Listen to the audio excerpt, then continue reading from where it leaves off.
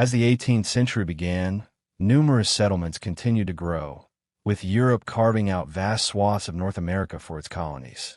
These colonial territories were defined by various treaties and agreements between the colonizing nations, often disregarding the indigenous populations and the complex social structures of North America. Many indigenous peoples resisted, seizing opportunities as they arose. Tribes collaborated both with and against the European settlers, frequently leading to conflict. Raids on settlements were not uncommon, and colonists could not always rely on their colony protectors scattered far and wide. When these actions demanded serious defense, one of the largest and most violent of these wars was King Philip's War of 1675 in the New England colony. The war erupted following a major diplomatic failure between the colonists and the Wampanoag tribe. Their allies met with Ibn Massasoit, who had aided the Pilgrims in the Plymouth colony and had become the general of the Wampanoag Confederation. He was not as tolerant of the settlers as his father had been, and there were disputes over cattle trespassing on their lands. The Wampanoag lands and the presence of colonial missionaries attempting to convert the Native Americans to Christianity proved to be the final straw for Metacomnet, who, unlike his father, saw danger only in the settlers on their land and the Algonquin alliance led by Metacom. This alliance's influence extended beyond the remote rural settlements of New England to the larger, established towns. With English troops stationed in the colonies absent, the New England militias mobilized to defend their homelands. The militias targeted vulnerable villages, knowing that this would anger the Native Americans and weaken their ability to wage war. Meta was killed in 1676, just 1 year after the war began. His death was a harbinger of doom for the Wampanoag, and the Algonquin and their allies ceased to exist. With no leader in the conflict, the situation quickly spiraled out of control in the frenzy of the New England militias, who nearly annihilated the Wampanoag and forced their allies out of New England. This was the bloodiest conflict in North America up to that point. In the aftermath of King Philip's War, tensions escalated between the English colonists and their French and Dutch neighbors to the northeast. 5 Native American tribes, the Wapanake, located north of the New England colony, formed the Wapanake Confederation after witnessing the annihilation of their southern Wampanoag neighbors in King Philip's War, further inflaming tensions with the English colonists. In 1689, just 2 years after the end of King Philip's War, the colonists engaged in another war, this time instigated by their native lands. Fighting broke out when English-backed Iroquois tribes attacked French settlements, and French-backed Wabanaki tribes attacked English settlements. As French and English troops made their way to the New World, the colonists of New England and New France prepared to fight each other in what became known as King William's War.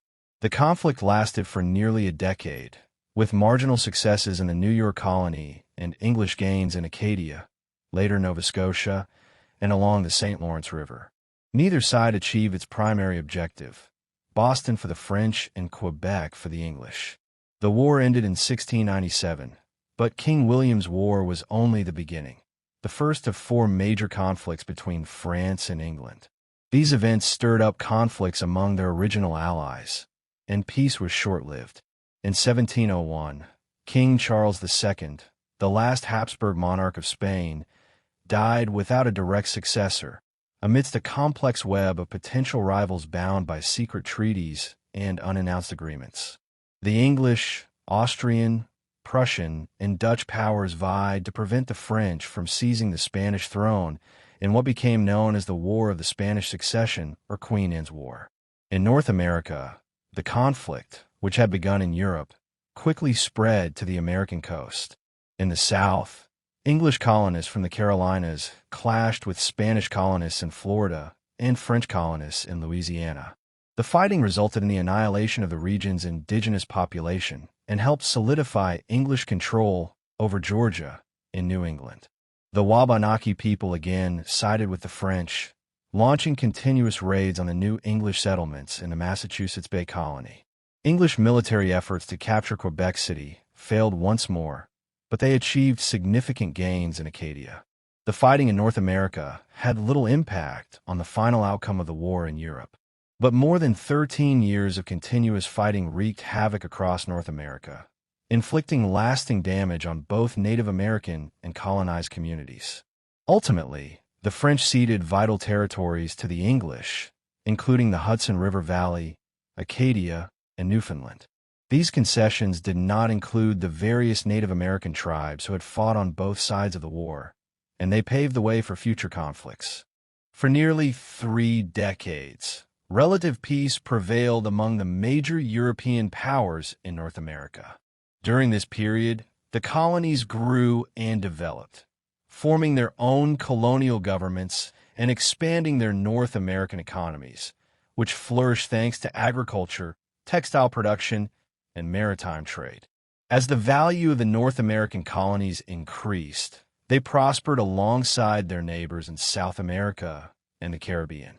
Valuable gold and silver were discovered in South America and the Caribbean, leading to the production of commodities that became essential in Europe and North America, particularly molasses and other sugar products.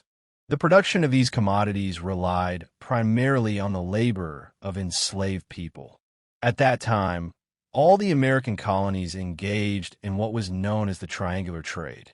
Ships sailed from Africa to the Americas, where slave ships unloaded enslaved Africans for sale and then loaded sugar for New England.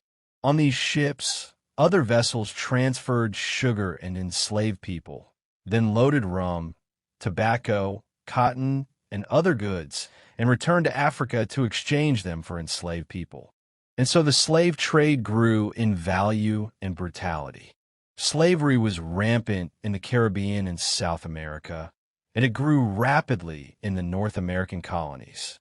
From the early years of North American colonization in the early 17th century until the mid-18th century, the number of slaves imported to the Americas increased from about 300,000 in 1616 to more than 2 million in 1751.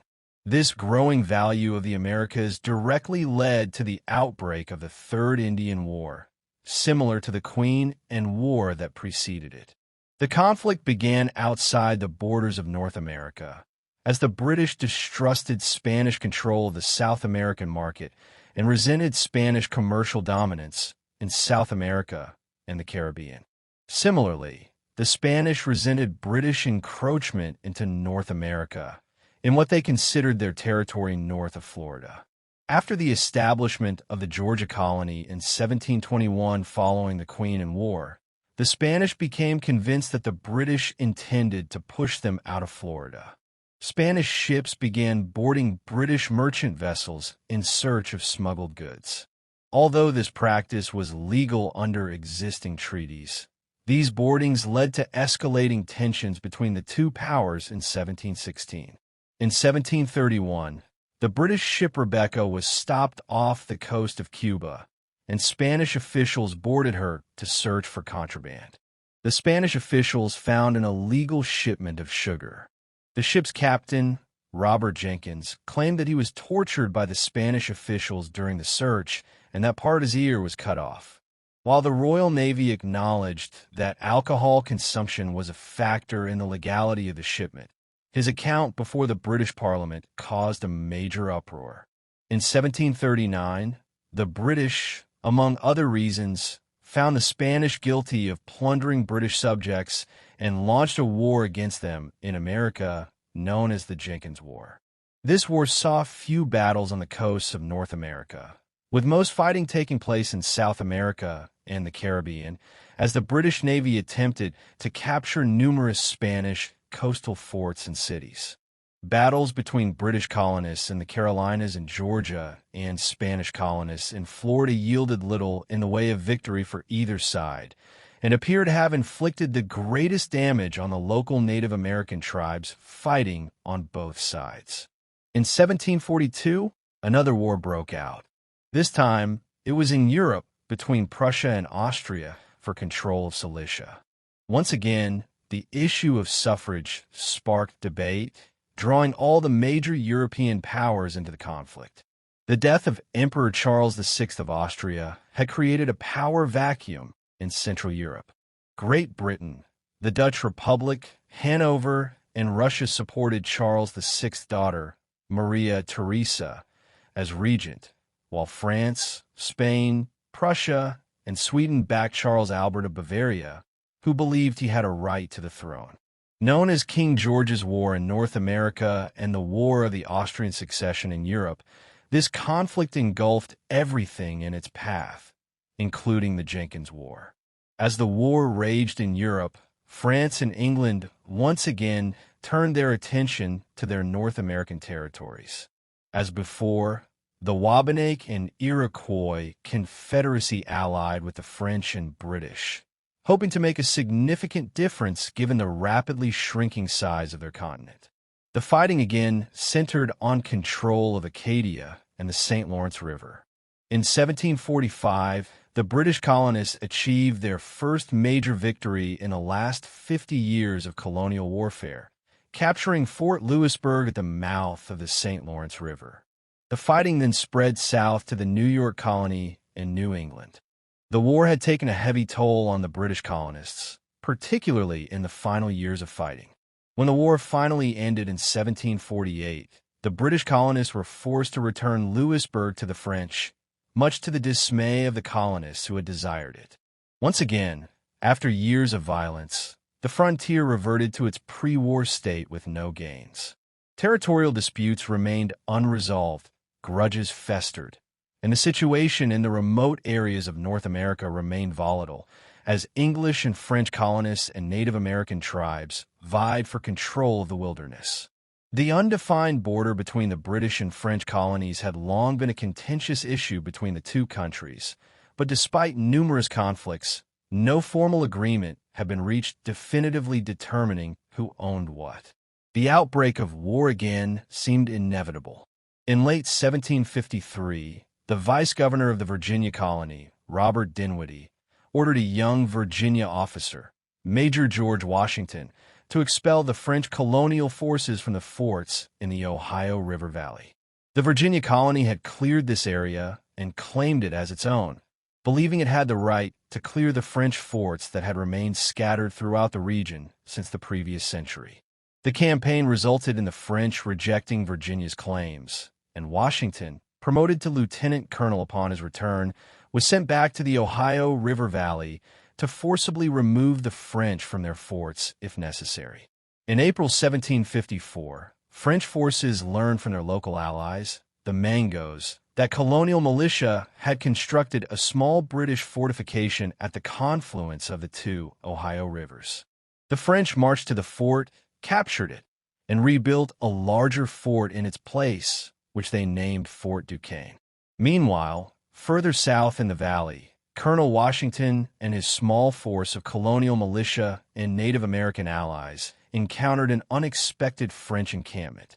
The French forces quickly overwhelmed the local troops, who had been sent to peacefully intercept Washington and warn him against his apparent incursion into what they believed to be French territory. The local commander accompanying Washington to Norris surprised him by attacking and killing the wounded French commander, likely out of deep-seated hatred for the French. Fearing a French attack, Washington built a small fort called Fort Necessity. As he had anticipated, the French surrounded it at Duquesne and forced him to surrender. This small skirmish ignited international tensions.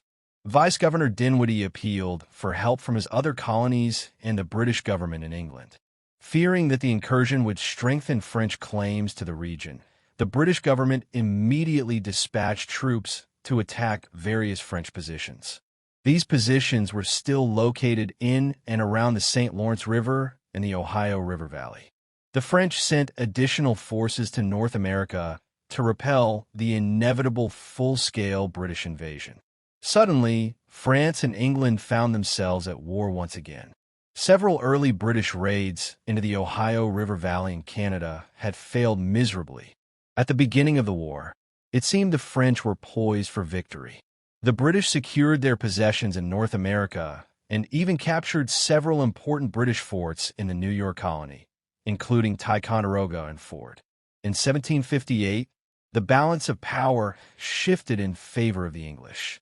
The complex system of intertwined alliances the product of a century of warfare, ignited the 7 Years' War.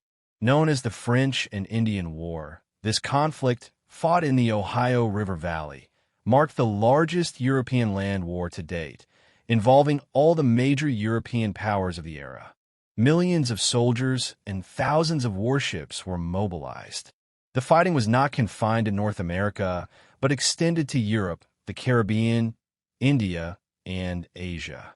While the French were forced to focus their attention on Europe and other, more vital parts of their empire, the British were able to exploit the situation on the North American front.